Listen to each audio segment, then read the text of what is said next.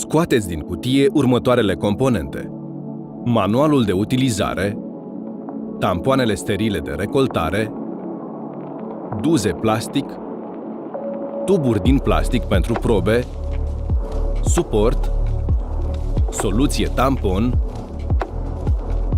dispozitivele de testare rapidă.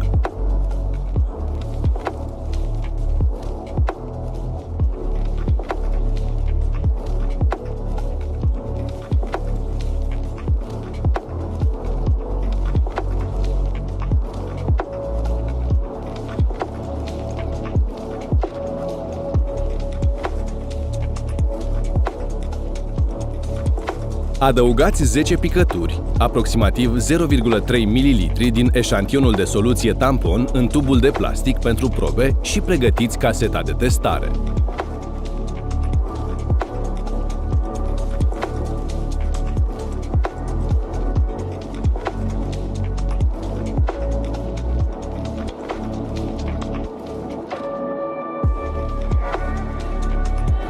Introduceți complet tamponul sterilizat în cavitatea nazală și tamponați de mai multe ori pentru a colecta secrețiile nazale.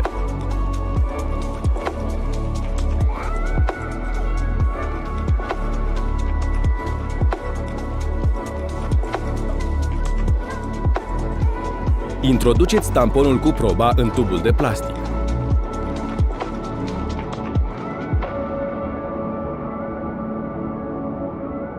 Rotiți tamponul timp de aproximativ 10 secunde, în timp ce apăsați capul pe interiorul tubului pentru a elibera antigenul în tampon.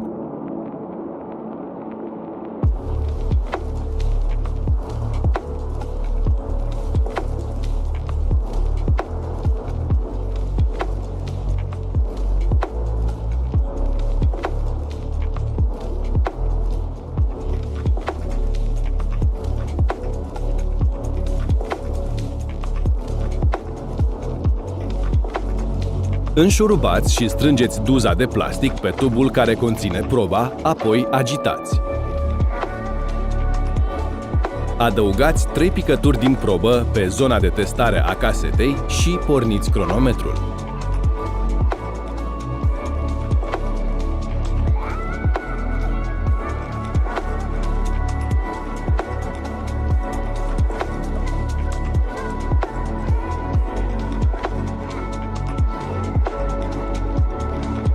Citiți rezultatul testului după 10 minute.